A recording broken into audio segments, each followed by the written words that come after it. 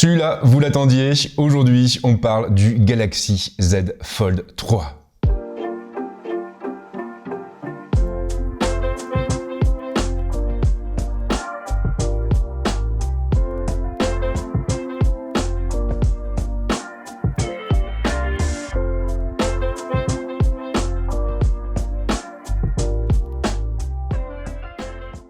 Le Galaxy Z Fold 3 vient d'être officialisé par Samsung, mais j'ai pu le prendre en main en début de semaine. Samsung France m'a effectivement convié, moi et d'autres youtubeurs, dans ses locaux parisiens afin de nous présenter sa nouvelle gamme.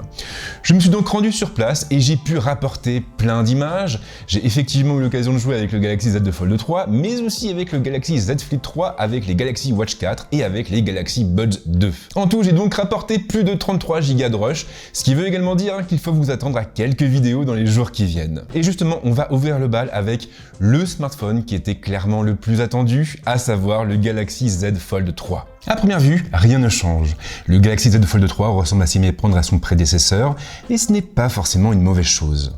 Ce n'est pas une mauvaise chose car ce dernier affichait déjà des finitions soignées, et clairement, il suffit de manipuler le Z Fold 3 pendant quelques secondes pour réaliser que l'on se trouve en présence d'un appareil résolument premium. Il y a cependant quelques différences notables. La plus importante de toutes a trait au coloris. Samsung a vu large, le téléphone est donc proposé en 3 saveurs, gris, noir et vert foncé.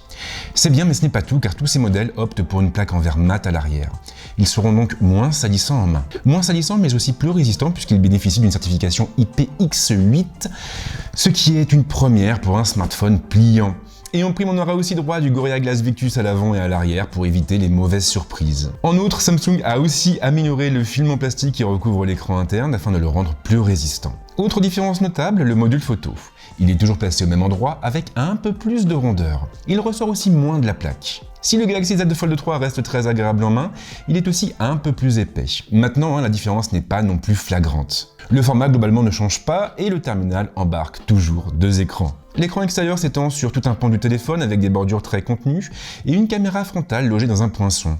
S'il est un petit peu étroit, il reste confortable à l'usage. Et ici, Samsung a donc opté pour une dalle dynamique AMOLED de 6,2 pouces, une dalle qui propose un taux de rafraîchissement de 120 Hz. Mais c'est évidemment lorsqu'on l'ouvre que le Galaxy Z Fold 3 révèle tout son sens. Là, on se retrouve face à un très bel écran dynamique AMOLED de 7,6 pouces, un écran qui nous permettra de profiter pleinement de nos médias, mais aussi de travailler plus confortablement. Il atteindra en effet une définition en QXGA+, et il conserve en plus le taux de rafraîchissement de 120 Hz. Et ne vous inquiétez pas, on reviendra bien entendu sur tous les usages permis par cet écran un peu plus tard dans la vidéo. Cet écran n'a cependant pas pour seule particularité sa flexibilité, il est aussi le tout premier écran pliant à embarquer une caméra frontale cachée sous la dalle, et donc invisible, du moins en théorie. Si l'initiative est louable, la réalisation demeure malheureusement perfectible. Le poinçon dans lequel est logé le bloc de la caméra n'est en effet pas vraiment invisible. Et lorsque le fond est clair, il demeure visible en raison de la faible densité du nombre de pixels de la zone. Et si vous observez attentivement cette caméra, alors vous pourrez même voir les pixels qui composent l'écran à cet endroit. L'effet est cependant moins marqué avec des contenus sombres, ce qui veut également dire que nous aurons sans doute plus de facilité à oublier cette caméra lorsque nous regarderons nos films ou nos séries. Maintenant, il y a aussi une autre limitation à souligner, et cette limitation a trait à la définition de cette caméra frontale. Une définition qui ne dépasse pas les 4 millions de pixels. Et pour avoir eu l'occasion de comparer des selfies pris avec cette caméra et avec celle qui était présente à bord du Galaxy Z Fold 2, je peux vous dire qu'on perd malheureusement en qualité. Maintenant, ce n'est pas réellement un problème, car le Galaxy Z Fold 3 offre 2 autres possibilités. La première, c'est d'avoir recours à l'autre caméra frontale qui est placée dans la partie supérieure de l'écran externe. Et la seconde possibilité consiste bien entendu à se reposer sur le module photo arrière et à cadrer du coup ses selfies en utilisant l'écran externe. Ce qui nous amène finalement à une question: pourquoi avoir conservé la caméra frontale sur l'écran interne? Et la réponse, elle est simple. Pour les usages. En effet, le Galaxy Z Fold 3 est clairement orienté vers la productivité, mais aussi vers la communication. Ce qui veut dire que sans caméra frontale interne, le téléphone n'aurait pas été en mesure d'offrir autant de possibilités. Des possibilités que nous évoquerons à la fin de cette vidéo. Je le disais tout à l'heure, mais le Galaxy Z Fold 3 est un petit peu plus épais tout en étant plus léger. Alors bien sûr, cet embonpoint peut surprendre ou même agacer, mais il est parfaitement justifié. Il est justifié parce que derrière, le Fold 3 est également compatible avec le stylet. Comme Samsung l'avait annoncé en début d'année, cette nouvelle itération prend effectivement en charge le S Pen et elle pourra donc être utilisée comme un carnet de notes ou de croquis. Concrètement, donc tout ce que vous aurez à faire, ce sera d'approcher l'un des stylets compatibles de l'écran. La connexion sera instantanée et totalement transparente pour l'utilisateur. Mieux encore, on retrouvera aussi toutes les fonctions propres à la gamme des Galaxy Note et on pourra même profiter d'Air Command. Il y a cependant une petite subtilité, Samsung va en effet commercialiser 2 stylets pour accompagner le Z Fold 3. D'un côté, nous aurons le S Pen Fold Edition et de l'autre, le S Pen Pro. Le premier est à la fois plus court et plus léger avec un poids ne dépassant pas les 6,7 grammes contre 13,8 grammes pour son grand frère. Exclusif au Galaxy Z Fold 3, il sera dépourvu de Bluetooth et il prendra uniquement en charge Air Command. Le S Pen Pro de son côté se rapproche davantage d'un Apple Pencil, il est donc plus long, plus encombrant et aussi plus complet. Vous trouverez en effet sur ce stylet un bouton qui vous permettra de basculer entre 2 appareils. Il sera du même coup possible d'utiliser ce stylet avec un Galaxy Z Fold 3, mais aussi une Galaxy Tab. Autre différence à souligner, la connectivité. Le S Pen Pro embarquera un module Bluetooth et il supportera à la fois Air Command et Air Action. Il sera donc possible de l'utiliser comme une télécommande pour piloter à distance notre appareil. Alors arrivé à ce stade, vous pensez peut-être que le Galaxy Z Fold 3 embarque un logement pour le stylet, mais ce n'est malheureusement pas le cas. En revanche, Samsung va commercialiser en parallèle du téléphone une housse, une coque de protection spécifique qui embarquera un logement dans lequel vous pourrez glisser le fameux S Pen Fold Edition. Une housse qui fera d'ailleurs partie du bundle de précommande, un bundle sur lequel nous reviendrons plus tard. Le Fold 3 a été pensé comme un appareil flexible, ce qui se traduit bien entendu par une puissance à toute épreuve. Et là, clairement, Samsung a vu très large puisque le téléphone embarque un Snapdragon 888 qui est couplé à 12 Go de mémoire vive avec au choix 256 ou 512 Go de stockage. Quant à la batterie, elle atteint une capacité de 4400 mAh et elle sera donc en mesure de tenir une journée sans trop de difficultés. Mais tout ça, ce ne sont que des chiffres et il serait clairement injuste de limiter le Fold 3 à une série de caractéristiques jetées sur un papier. Concrètement donc, le Fold 3 peut répondre à de nombreux besoins.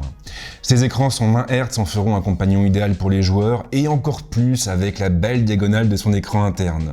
Avec une manette et Xcloud derrière, on aura clairement de quoi se faire plaisir en déplacement. Mais c'est surtout sur le terrain de la productivité que le Z Fold 3 m'a le plus impressionné. Car le support du S Pen change tout. Il change tout car grâce à lui, le téléphone va pouvoir se transformer en un instant en un carnet de notes ou de croquis. Vous pourrez donc coucher sur le papier vos plus belles idées, prendre des notes en réunion ou même pendant vos visios. Ce qui nous amène bien entendu au fameux mode flex, un mode qui va désormais plus loin et qui vous permettra par exemple d'afficher une réunion Zoom dans la partie haute de l'écran et Samsung Note dans la partie basse. Vous pourrez du même coup noter les idées importantes et garder une trace des principaux axes de l'échange. Cette notion de productivité, on la retrouve aussi au niveau du multitâche. Tout comme la génération précédente, le Galaxy Z Fold 3 sera en mesure d'afficher côte à côte 3 applications sur son écran interne.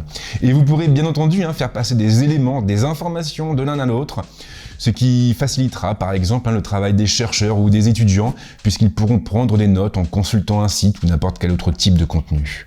Et puis bien sûr, avec cette belle diagonale, on sera plus à l'aise pour consommer des vidéos ou même retoucher des photos. Tout ça sans compter sur les outils bureautiques comme la suite Office qui a été spécialement optimisée pour le terminal. Et d'ailleurs, puisque l'on parle d'optimisation, sachez qu'Instagram n'aura plus ces vilaines bordures noires autour du contenu. Désormais, l'application s'affichera en effet en plein écran. Et au final, le seul petit regret que j'ai vient du volet photographique.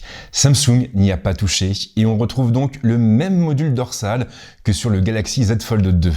Un module qui se compose de 3 capteurs de 12 millions de pixels avec 3 longueurs focales, un grand angle, un ultra grand angle et un zoom optique 2 fois. Quant aux caméras frontales, elles atteignent une définition de 10 millions de pixels pour celle qui est placée à l'extérieur, contre 4 millions pour celle qui est intégrée à l'écran interne. Il reste cependant un élément important à évoquer, et cet élément a trait au prix. Alors je vous préviens tout de suite, le Fold 3 reste un produit cher, mais il l'est un petit peu moins que ses prédécesseurs. Concrètement donc, la version de 256 Go de stockage sera proposé à 1799 € contre 1899 € pour le modèle embarquant 512 Go de mémoire interne. Et si vous précommandez le téléphone, vous aurez en plus droit à un bundle regroupant un bloc chargeur compatible avec la charge rapide, un S Pen Fold Edition et la fameuse housse que j'évoquais un petit peu plus tôt. En parallèle, Samsung va également mettre en place un bonus de reprise de 200 € et donc un 200 € qui viendront s'ajouter à l'offre qui sera proposée pour votre téléphone. Quant au stylet, vous pourrez aussi les acheter indépendamment.